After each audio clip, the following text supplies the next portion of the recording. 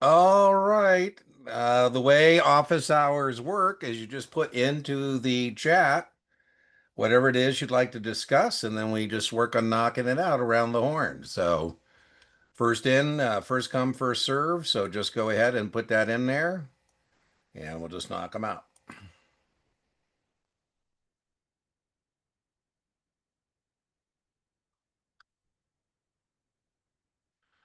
Do, do, do, do, do, do, do,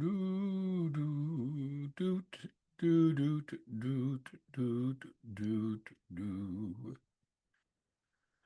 Is that a Kaplan question, a QID, Colton? That looks kind of strange because usually they're 155 something. You can unmute, Colton. Just tell me where that question comes from. You're right. 155. Okay, let me go grab the Kaplan Q Bank. Boo boo boo boo boo boo boo boo.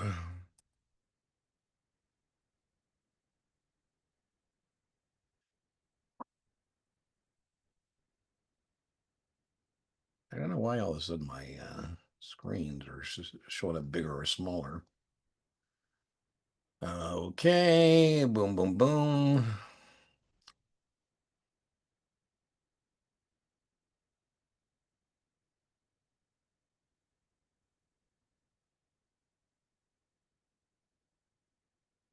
Series 7, and I'll put it on a shared screen here.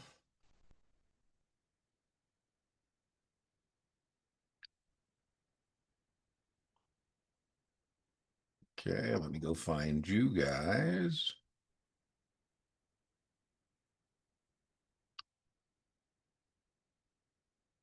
Can you see my Kaplan Q Bank? 155 8664.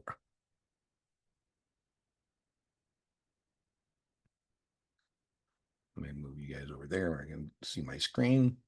A customer buys 100 shares at 49. This is very, very much a test question. You're going to receive probably 3, 4, 5 covered calls. I say, Colton, how would you like to receive $350 to agree to sell at 50 stock you just bought at 49? In fact, there's three sources of profit here, Colton. There's 49 to 50. There's 1 point of profit potentially, plus the 350. That's $450 profit. And then you get any income along the way. This is a nice way to generate additional income. We've actually also lowered your out-of-pocket cost. You paid 49 for the stock, but you brought in 3.5 points for the option. So you're out of pocket 45.50. This is the one time and the one time only it isn't call up. And the reason it's not call up is because this is a stock position and stock dominates. Now, Kaplan, I think, is being jerks here to tell you 350 instead of 3.5. On the test, it would be right 1x by November 50, call it 3.5. But what I like what they're getting at here is the break even is always expressed per share, always expressed per share. When I ask you break even, that's how we talk about stocks. I don't tell like Larry Ellison he's up $2 billion. I say Oracle went up a point. He goes, well, what's that mean to me? I go, figure it out. How many shares you got? I probably wouldn't say that, but we talk about stock on a point per share basis. Max gain here is going to be 450. That's a test question. You don't participate past the strike price. So you net out of pocket 45 and a half, and you have to sell at 50. If you didn't want to sell at 50, you shouldn't have written that 50 call. And so that's the downside of a covered call is you do not participate past the strike price. I like that one. That's a good one. That's a good one. Let's see what else we got. Oh, we got another one here. Let's see. Charlotte next. Yeah, it looks like Charlotte's next. 155 8247. An investor, it looks like I gotta shrink the thing to fit it on the screen. An investor sold a corporate bond at a net price of 101. So remember, as a seller, if I'm the seller, I'm going to expect to be paid for the accrued interest, right? So I say, besides the $1,010 you owe me, You also owe me a calculation of the accrued interest. Now, there's a lot of ways to proceed here. They gave me the number of days, and it said, "Whoa, geez, oh, my bad." Okay, let's get see my thing here. So one way to proceed is I could see how much interest per day I'm receiving. And remember, this is a corporate bond, so that $50 is annually. I'm going to divide by 360. So why am I dividing by 360? Because under the Uniform Practice Code. By the way, Charlotte, I don't want to be a jerk, but this is not about accretion. This is about accrued interest. Those are different things. And so, kind of being a jerk, but as I teach Charlotte all the time, it's like learning a foreign language, right? So who cares? Once you pass your Series 7, right? I joke if we randomly just grabbed brokers off the street and made them retest, they'd all go down in flames because once you pass this thing, you develop whatever your niche is, and you get on with life. Anyways, I got here 1388 times. Now I'm just going to times by the 45. And I get 624. So there we go. That's choice A. So do you see how I did that, Charlotte? You could have, by the way, you could have taken 25 by 180. Sorry, can you say you said you divided by 360? So you did one, Yeah. do you, Yeah. Let me show it to you. So I took yeah, $50. thanks. Where did I get the $50? That's the 5% based on par, right? Mm-hmm. Interest. And then I could either divide that by 360 or I could have divided 25 by 180. Right? Because important to know, we use 360-day years, right? So what I'm trying to figure out is what is the interest per day? Because you owe me 45 days of that. I said, listen, when you get paid, not all of that money belongs to you. Mm-hmm. Some of this money belongs to me. And you said, well, then when I get the check, I'll send you a pro rata share. So I took the 30, I divided by the 360, and my calculator shows me 13,888. Mm-hmm.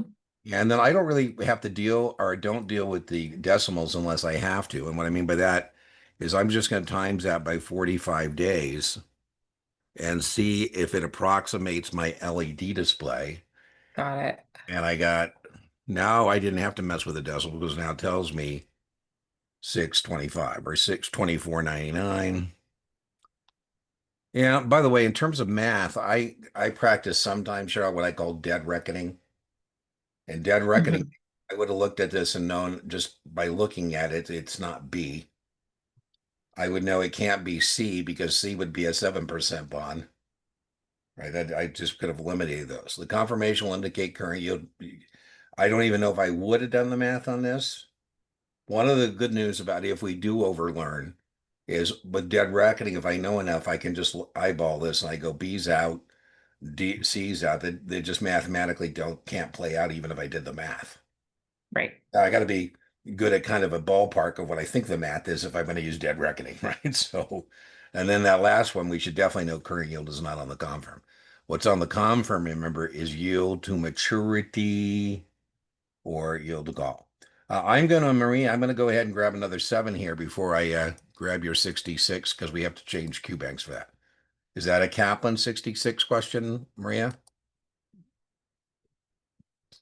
The reason I ask is I can show you Kaplan questions backstage, but if it's some other Yes, bit, yes, it's six. yeah, well, Kaplan, yeah. that'll work. That'll work. We'll just have to wait till we get to 155.0289.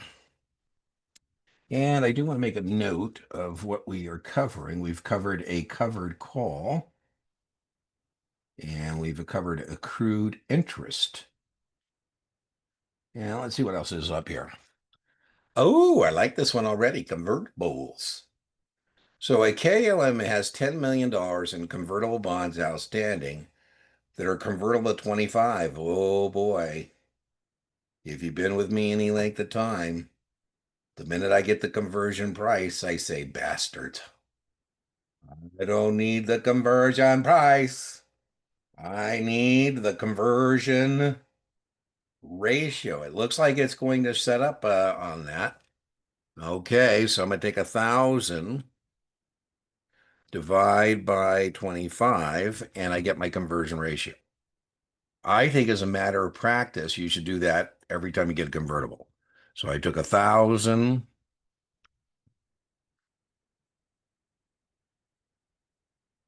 divided by 25, and I find out the conversion ratio is 40 shares.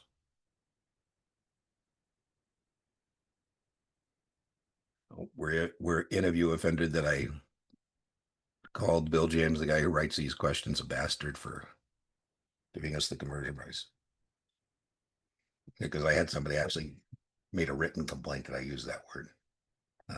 Gee whiz, people are so sensitive. I mean, gee. All right, so we got our conversion ratio. Let's label that. One of the documents we're held accountable for is what's called the trust indenture. Very testable. The trust indenture is a written contract between the issuer and the trustee for the benefit of the bondholders. And one of the covenants or promises that we make to convertible bondholders is what we call an anti-dilution promise. That if we pay a stock dividend or stock split, we will adjust their conversion terms accordingly so that they can convert into the same proportionate ownership. And so now it says they declare a 10% stock dividend. So I'm going to want 10% more in terms of my conversion. That's called the anti-dilutive clause. By the way, I think this is more of Kaplan being jerks than something you're going to have to do on the test. Because on the test, it would mean just the conversion ratio. But what I'm going to want here is 4 additional shares. And I'm not quite done yet, because now I got to, again, adjust this, and I take 1,000, and I divide by now 44 shares, right? Because I want 4 more, because I want 10% more, just like the existing shareholders are getting 10% more. Someday I may join them as a shareholder, and I want the same proportion. And so now I divide that by 44, the conversion ratio. And I should get one of those answers. Let's see. 1,000 divided by 44. I get 2273. By the way, again, using dead reckoning, I would have got this right without doing the math, because I would have known I need more shares at a lower price. I need more shares at a lower price. Well, I guess I got a 50-50 using dead reckoning, right? Because I got 2 choices that say that. All right, so that's anti-dilutive. I think it's more likely on the test you're going to have to do parity calculations, but oh well, let's see. And our next one, let's see, that was what? You get confused about a straddle. When given the current market of the stock, it is exercised and expired. Can we go over an example? I don't know if I can find one. I certainly have lots of those that I have on the channel, but let's see if we can dig one up. But let's first take care of our friend Maria. So let's go get the 66 bank.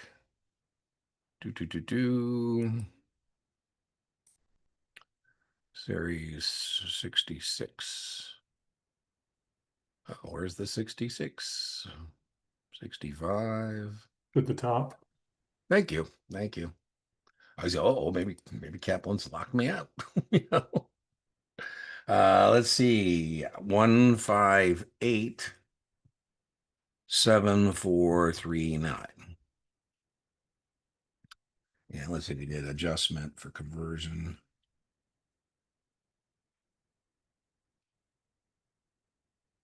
And now we're doing uniform securities that maintain certain records. I would not worry about this particular question, Maria, but I would know that the vast majority of brokerage firm records are 3, and investment advisor records are 5. And then broker dealer, this is considered which of the following statement reflects the position of that. The website is considered advertising, yes, because we don't know who's going to see our website. So that's advertising, right? Because again, anybody can see it. If I know who got it, that's called sales literature. I don't think it's a big testable distinction, but sales literature, I know who receives it. It'd be like LinkedIn. If my profile's locked, that's not going to be considered advertising because not anybody can see my profile. It would be who could do it. So let's see what your other choices were. A is the answer. Let's see. A firm registered in more than one state must meet record keeping requirements of the state. Now that's not true because it's just five. There's no distinction in whether it's a 5-year record state to state. It's five, right? Now, by the way, that's, I think, not a bad wrong answer in this regard. If we were talking about something other than record retention, then that could be your home state where your principal office is, could have been a right answer to a different question, not this one. Must maintain records for every email sent from the office by agents. No, you have to have that supervised, but you can randomly check, but that would be a 3-year record. Certain records. Which of the following statements reflect? This is a tough one because we should be able to capture and store those emails. Firm must maintain every email sent from the office by agents. Be interesting what the rationale here is. The guy in charge of this, I think, is going to tell us that that would include personal emails, and then I would respond by saying agents shouldn't be using our systems or our platforms to be selling personal emails. Once a broker-dealer's trade bar has been posted, may be discarded. Well, that would be a really bad miss. I probably flunked you on the entire test. You said D, because what's the point of keeping that record if we're going to just discard it? There we go. I kind of guessed how he was going to say gotcha, right? So I remember, I'm dating myself, some things make me really feel old. But hey, I was around before there were PCs. When we had physical snail mail, we didn't have email. And I had a guy in my office who kept getting, mail, physical snail mail at the office. And I told him this isn't the proper place to be getting personal mail. Because I'm your manager, branch office manager. I'm supposed to open this up and look at it, and I'm gonna. And why would you want me to be looking at this stuff? Just don't sit here. And then I thought, well, I'll teach him a lesson. So I opened his mail. I started sending it around the office for everybody to read before it got to him. And I thought that would stop him, but oh my God, brokers are always like, it's like working at a circus. Then, for fun, he then had his significant other send him illicit mail to the office that would be going around the circle. I said, okay, come on, stop. So, Maria, I wouldn't feel bad about this one. What did you actually answer on this one? I think B is a good miss. Yes, I D's, actually answered B. yeah, I think that's a good miss. Yeah. So I wouldn't, got to give yourself grace. I wouldn't beat yourself up on that one. Okay. Okay, let's go back. We got another 7-1. Definitely make sure you know the 5 3-year thing. Let's see. 1 5 1 5 6 4 1 5 4. I got a 3 there. There we go. An investor purchased a 3x. I almost, in social media, I almost posted a really, I thought, informative Wall Street Journal article this morning. And they were talking about how these levered ETFs are not tracking correctly. And first, part of me said, well, that's what you get for buying a 3x levered ETF on a single stock. My God. Right. So this is supposed to give you 2 times or whatever Tesla does or 3x on the ETF. And the reason I almost posted it because tracking error is testable. The reason they have tracking error is because of this thing, how they're doing it using futures. And anyways, they were talking about had you bought the stock, you'd still be up because of the leverage going either way. You're still up. A lot of people are losing money. Anyways, the index value is 100. The index fell by 10%. Okay, so this is testable, by the way, and you might even encounter this on a 65 or a 66. Where's my annotation tool? There it is. Okay, so it went down by, now a couple ways to do this. I could either do the 10 and multiply by 3, or I could do the 10 and say that's 30%. I think I'm going to go for the 30%. And I'm going to see how much it goes down. Take my calculator. 100 times 30%. So it's going to go down 30. I know you're laughing that I can't do that, but I'm arithmetically challenged. So if I have a choice between trying to do something in my head And using a calculator, I'm going to say thank you very much. I'll take the calculator. So that's 100 minus 30. So that means we're at 70. And then on day two, it said, okay, on day one, the index fell. I'm just checking myself just to make sure this is not an inverse, right? So I blew it already because I was thinking this is an inverse and it doesn't say it's inverse. So now I got to go the other direction. So boom. So it's 100 plus 30.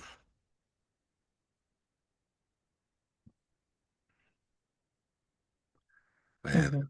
130. Okay. And then on day two, it went up another 10%. Okay. So remember, it's three times that. So now I'm going to take the 130 times 30%. Mm. And boom, let's see what that is. And the index fell this time. Well, this one's kind of complicated. The index on day one, the index fell. So I was right the first time. It's not inverse, but the market went down. Okay, so let me take care of that. So I was correct the first time. I said we had 100 minus 30 70. is 70. Okay, and then it said it fell by 10 on day two, it went up. I like this one, by the way, because what they're hoping your brain will tell you is that, it's a wash. That I went up 10, I went down 10, but it's actually not, right? Because now it says it went up by 10%. So again, now we have 70 times 30% again. And this was, I was telling you, the people in this article are confused about because they think that's a wash and it's not. So now I take 70 times 30%. I get 21. And so now we're back at 91, right? Because 70 plus 21 equals 91. And so we started at 100 and now we're 91. I like this. This is actually a test question that does show up. And what they're trying to get you to understand mathematically is going up 10 and then going down 10 is not a wash, right? Because you are starting at a lower base. So that's why it's hard to recover. So the answer is it's down by 9%. Could you explain custody funds? If discretion is custody, Maria, if I can withdraw monies and securities from your account, right? So, for example, when I was a practitioner, I used Schwab for execution and custody of your monies and securities. And I would say, Maria, I can't steal what I can't touch. I don't have your monies and securities. They're at Schwab. I'm still considered having custody because Maria, I'm just going to deduct my advisory fees you owe me from your Schwab account. And that's considered custody because I can actually withdraw those monies or securities. Why it's excluded? Because again, if I don't have custody, there's no way for me to steal things, right? I can't steal what I don't touch is kind of the way I would explain it. Excluded from financial bonding. Your default, I would be careful, Maria. Don't go down the blind avenues and alleys. Stay on the broad avenues and highways. Your default should be not who's excluded, but in general, that the answer is we are going to have bonding. And it's not financial bonding, it's fidelity bonding. And audited balance sheets, is this testable? No, the disclosure to the customer of a balance sheet would be based on prepayment. Prepayment. Okay, let's see. Do we have any more sevens here? That's one that we just did. Okay, so let's go find a straddle with different strike prices. So let's do that. Boom, boom, boom. QBank and custom quiz. Create custom quiz. Let me clean up my screen. And let's go to options and find us a straddle. Options, we don't want to look at all the options. We want to look at advanced options.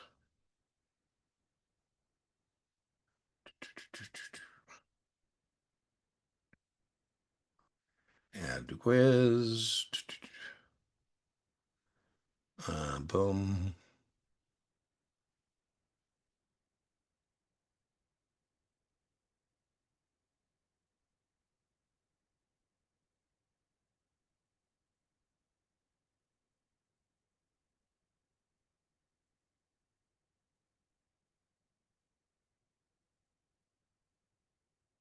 Okay, so here's a 50 put and a 65 put. This will be good practice for you sevens. That's a spread. We're looking for a straddle, right? So that's not what we're looking for. A 60 put and a 60 call. Ooh, I like this one. This is a straddle. And let's see, does it meet the requirements? Was it, I think it was Adam, were you the one who wanted to go over this? So I think you said you wanted a straddle. Let me just go back in the chat and see what you wanted to go over. It's Adam. I get confused with a straddle when given the price. Okay, so they gave us the price here at expiration, and you said, "Can we go over an example?" I don't think Yeah. that actually is Adam what you're looking for. I think you're looking for one where I say an option trader goes long one XYZ 60 put at 6 and purchases one XYZ 60 call for 6 several weeks later, or when the stock is at, and then several weeks later expiration. Am I correct? Is that what you're talking about, or is this? Yeah, it's when like the max game wouldn't be unlimited in a on a straddle because it'd be I guess it'd be because Well, it's exercised or expired. the long straddles do have unlimited gain potential. Let's keep looking, see if we find one we like. That is a call spread, and lower strike calls always have greater premiums, and so that is a debit call spread. I think that's the hardest questions on the seven is, spreads missing their premiums.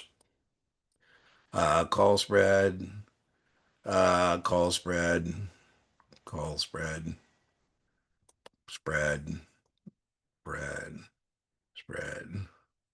Holders of long straddles would like the underlying falling all except. Yeah, you don't want it to stay the same, right? You're buying volatility. So that would be a D choice. That's a put spread.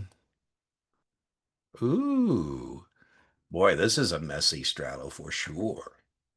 I think this, Adam, may be what you're talking about. Man, I would give you more points for this one, if you get it right. All right, so let's go through this.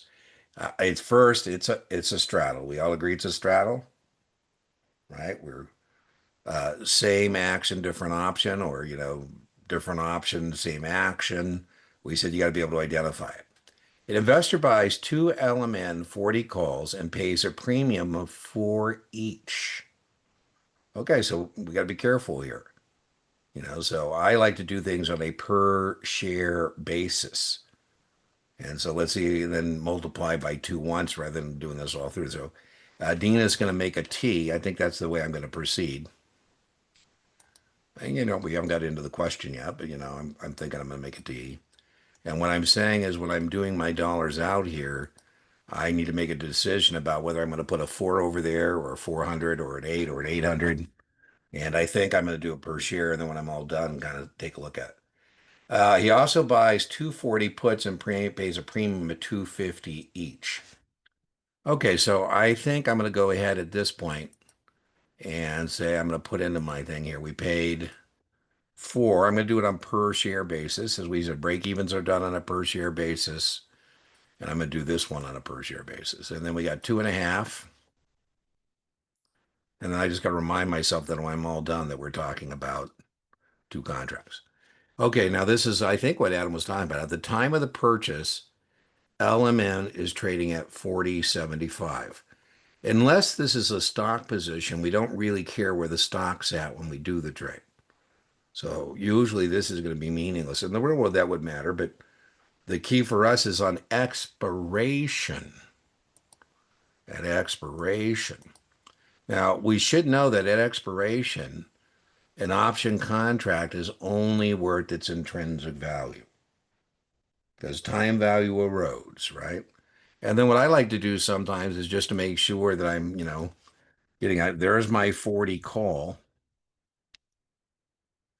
There's my 40 put. And as I say all the time, if you only remember one thing, call up, put down. So now they're telling me the stock's at 32.50. And that means my call is going to expire worthless, right? My choice to buy at 40 when the stock's at 32 has no value.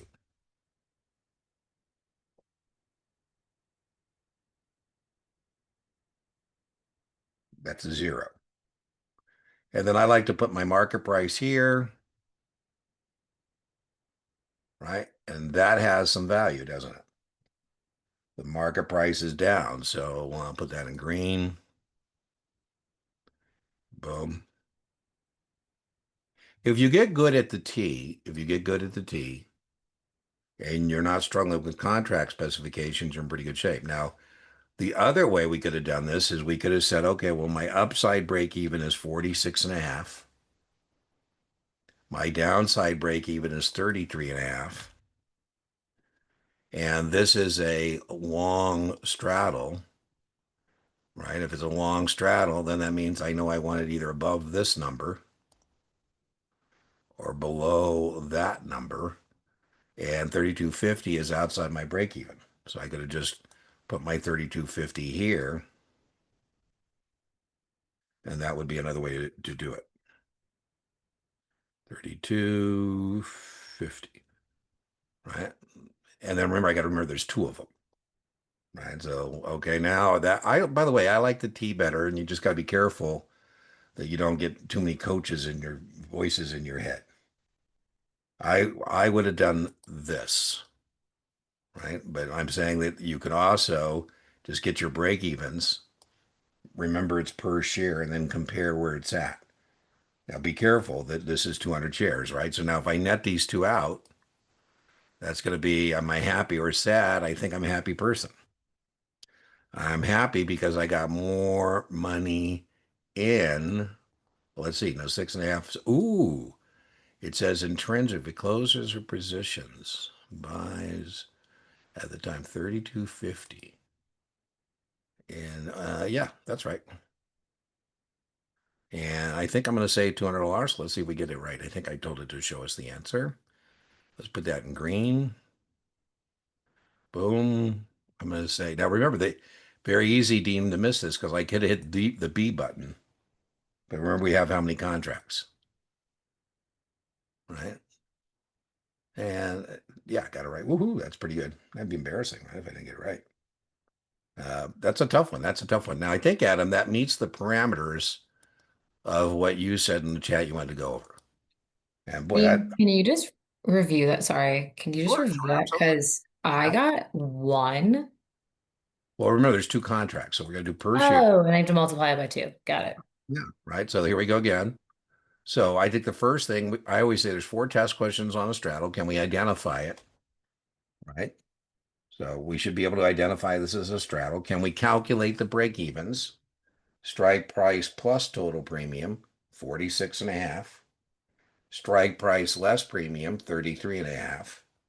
Can we determine where it's profitable? Silo, short inside, long outside. When do we use it? We're expecting volatility. I need at least 6.5 points up or 6.5 points down to cover my out-of-pocket cost. And then remember, we were particularly hunting for, Charlotte, a difficult one. We saw some very easier ones there, but remember, Adam said he wanted something. And by the way, when we see the paragraph, we go, oh, okay, this kind of is what Adam was saying, right? He wanted, it's got a market price and then it's got another price and then it says close out at intrinsic value. So I use the T. So there's our money out, right? That's the offset. And I like to make sure I'm clear about, this idea of in the money intrinsic value. So I say, okay, well, the 40 call with 32.5, that's going to bust. We lost 4 points there, Charlotte. But good news, our put came through. Our put came through because our put is worth 7.5. And so we, boom, boom. The other way we said we could proceed is to say our break even is 46.5, 33.5. We went outside. 32.5 is outside our break even, so we're a winner. By the way, just knowing that, we know it's either B or C because it's outside the break evens, right? So that's a 50-50. And then I do things on a per share basis. So then I just got to remind myself there's two of them. Now, if you don't want to do that, then I think it gets to be kind of a mental mess, Charlotte, because then if you're going to do this one fell swoop, then you got to put 800 in there and then 500 in there and then 750 in there. And I just think that's a mental mess personally. Right. So I would do it per share. And then when I'm all done, that's what I would do. All right, let's see what's next. Is that it for today? Looks like we got another one. Let's see, 155. Let me clean up my slide. And that was a straddle margin. Oh, I forget. I got to get out of this thing. All right, 1559501. And now, Adam, I think were you in my Kaplan class? And Colton, you were both in my Kaplan class? So remind me when we're done. I don't think Maria is. Are you still here, Maria? I don't know if you are or not. Just He dropped out, I think. Yeah, that's okay, Maria. You're welcome to join us too. What I was going to tell them is I made a deal with them to put up another office hour or two for my Kaplan students. So just make sure at the end of the day we do that. And when you testing, Colton? Next Wednesday at noon. Wednesday noon, Adam? When you testing? I test November 13th. Oh, we got plenty of time for you then. Okay. And Charlotte, I think you're coming up here pretty quick, right? I'm the 10th. And okay. All right. Hey, listen, make sure when you get questions like this that you just check out my channel because there's an entire video of me going over this in a 5-minute video.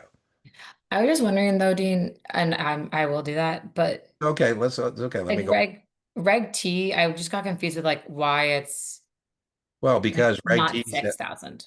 Reg T, yeah, 6,000's cash.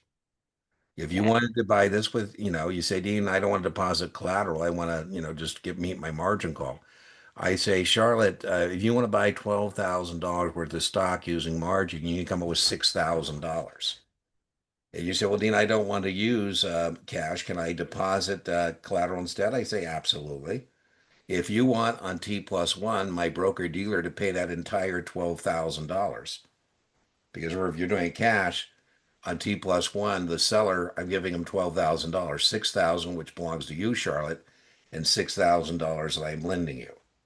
So if you're not putting up any money, that means on T plus one, I'm going to give the seller $12,000 of broker dealer money. So now you're going to owe me $12,000, not six. And I want you to be you got to be at risk initially for 50%. So you're going to have to put up 12. So Charlotte, now it's always 2 times the cash call, by the way, Charlotte. So now there's going to be $24,000 in your collateral in your account, long market value, the 12 that you bought and the 12 I made you put up. And then I'm lending you the 12 that you need to buy the stock, and you're perfectly balanced. So the answer is A. Whatever it's going to be a call that is met with collateral, it's 2 times whatever the cash is, right? Okay. Which is basically like the whole number. So like if this was like That's $30,000, exactly like the answer would be 30,000. right on, right Right. on, right on. Okay, so Maria, just because you happen to be here, you're welcome to join us for the Kaplan office hour for my Kaplan students as well. It'll primarily be 7 because that's the class we just finished teaching last week, but you're welcome to join us on that. There's a Q&A jam session that's free for everybody. And then we also have, well, Marie, were you in a class with me at some point, or did I tutor? I think she dropped. Like I don't think she's part of the Oh, I was Zoom. just gonna say I don't check ID or anything, but I don't remember tutoring her. This is for paid students, not, no free riders in this hour. Not joking. But anyways, I was gonna say the jam session's for everybody, and then the office hours are just for paid students, and we'll label this Kaplan just to make good on that 7 class. All right, anything else for today? All Just wanted to righty. go over one more real quick if you have time. Yeah, is that you, Colton? 154? Yeah. Yeah, no problem. 154. I think this is similar to the one we went over earlier, but I'm just looking Okay. back at some of the ones that I spent a lot of time on that I Yeah, missed, but and I the spent best 4 part of minutes practice. on this. Oh, there we go. I So, like this one. yeah. One of your customer owns 5. Now, again, as the test taker, it's like that last one where we had 200 shares. Whenever they give me some odd number, like 200 shares or 5 bonds, I like to read it once just to see if I want to proceed by, thinking about all 5 bonds, or I want to think about one bond. I typically decide I'm going to just do it based on one bond. But then remember, you got to be careful that you remind yourself that the question has 5. Because, on that last one, for example, it would have been very easy for us to say, oh, 33 and a half, 32 and a half is outside my break even 1 point, I make $100. And because we had 2 contracts, right? So you just got to be careful how many. So I'm not know if that's a trick or not. The debentures have a conversion price of 15. So as Dean said, I just love when I'm doing my own videos because I can say whatever I want, right? I can't say it in a capital class, but bastard, right? I don't need the conversion price. I need the conversion ratio. So I'm going to take 1,000, divide by 15.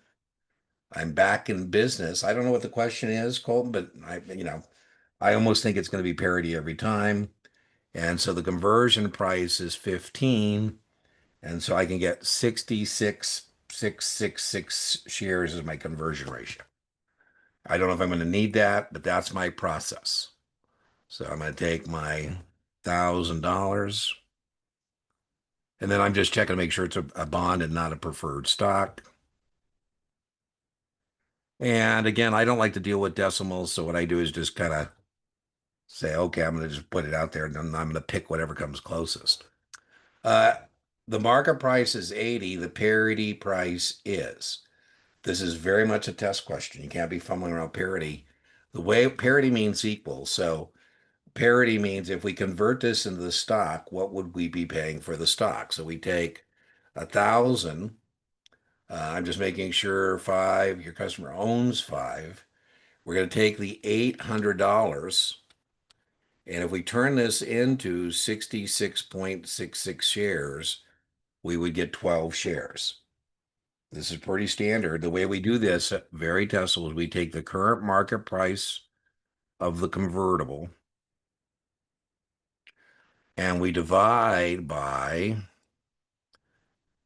the conversion ratio. And I told you this fits the parameters I gave you. That conversion ratio was not given to us. And so that was an intermediate step. We had to figure out what was the conversion ratio. And the way we did that was we took par and we divided by 15. And that's guy gave us that ratio. And now we're back in business because now we can take the current market by the convertible, that's 800. How'd I get 800? 80% of par. I divide by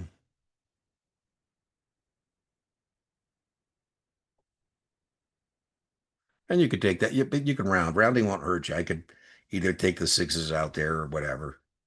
And then I'm going to go boom. And by the way, this is another reason I'm glad that I didn't, Colton, deal with the 5, because the 5 has nothing to do with answering this question.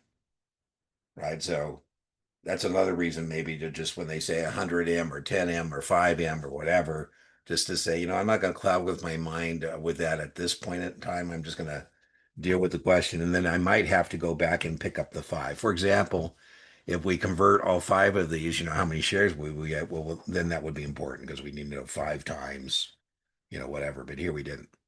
All right. Sorry, Dean, could you just scroll down slightly? I just want to see what I Scroll forgot. down. Yeah, I Scroll just want to see I just want to see what chapter this was. Okay. Yep. Okay, great. Thank you. Yeah. A debenture of the conversion price is convertible. There we go. So there's the thing of that. Right. Boom. Let's see what they say. Let me just see what my friends at Gambling say. Debenture of the convert is convertible. And I told you I would recommend that every time you get a convertible, you do that right out of the gate. It's always par values used, not market. We take par, divide, determine parity price. Parity means equal. So you would be paying equal $12. If you bought that bond, Colton, and converted into the stock, you'd be paying 12 for the stock. Is that a good deal or a bad deal? We don't know because we know the stock's trading it. Right. So, but that's important to know that if we convert, we're paying the equivalent of $12. It says to determine, divide that by 66, and the ounce rounds off to 12. Some students find it easier to recognize a bond is 20% below par. Yeah, I have Brian Lee does it this way. I know other people do it that way. That clouds my mind. So I guess the good news or bad news about math, there's a lot of ways to do math. And so, however you're getting the right answer, that's what really matters. But what is very, very testable is to be able to get parity. And parity is one of the math things that you can't be fumbling around with on the test. You got to be able to do this as a matter of routine. So, Colin, you were talking about, time constraints. And Adam had that hellacious straddle question. And, you want to practice during the rehearse enough so that, at least your attack plan is you're not spending time looking at the question and taking too long to decide how you're going to go about breaking it down. And that comes with practice, drilling and rehearsing, where you say, "Oh, okay, this is like the third time I've seen a question like this. Here's how I'm going to attack." And then if that doesn't work, and then I'm not being facetious too. I would prefer you're aggressive. Like, I got to do something. You just don't want to stare at the screen and go, "Woe is me." You got to do something, right? So do something. All right. Anything else? All right, so let's see. I think what I'll do is put up a office hour Monday, and then I'll call that one Kaplan, and I'll put up one Tuesday, just the regular office hour like this one. And I'll give you the two more, right? Two more. Anything else? All right, everybody. I'll see you. Dean, I have one more question. Sure. What's your best advice for going about like I have a good understanding about suitability, but I'm get caught up sometimes when it's like a 50-50 Yeah, like you're always going to miss some suitability questions because the judgment questions are like that, and I miss them too because I'm more aggressive. I think the more we can get comfortable with the products, the more we'll be able to maybe to get that 50-50 to 60-40. Right. okay. So that's that, and but again, give yourself grace. Suitability questions are hard because they are judgment questions, and as you practice and rehearse, and again, I think you should go with product knowledge first, because a lot of times when people are struggling with suitability, they don't have enough product knowledge. And what I mean by that is, if you get good at partnerships, you'll know, oh, the guy needs liquidity. Okay, let me see if there's any answer I can knock out. I call it process of elimination, right? Or, oh, the question says an uncomfortably high tax bracket. I go, ooh, I wonder if I have an answer that says munis. Sometimes on suitability questions, I go for the knockout and say, okay, can I knock it out? But your point, I still think, Adam, we're going to be stuck with a 50-50. I'm not sure what version of Kaplan you bought, but Kaplan does have a suitability exercise, and I have a whole 7 suitability playlist in my YouTube channel. So I think I have 4 or 5 videos in there, and I think one of them is that exercise that Kaplan provides. And then I think I have another student who gave me permission to put up us doing it together as a tutoring replay. So check out that playlist. I have an option ones just for option suitability, like generating additional income. People have told me that one's pretty spot on. That's one I wrote myself on options. So check out that Series 7 suitability playlist. We are recording this. Sometimes I put the office hours on YouTube. Sometimes I don't. If I do, I'll link it to the suitability playlist. All right. Thank Anything you. else? You're welcome. All right. Well, remember, inch by inch, your Series 7 is a cinch. Yard by yard, Series 7 is hard. I'll hopefully see some of you on Monday and Tuesday. And I know, Charlotte, we're going to see each other again on Wednesday. So if you need me before then, you know where to find me. Thanks, Dean. Have a great weekend. My pleasure. Bye bye. Thank you. You're welcome. Thank you.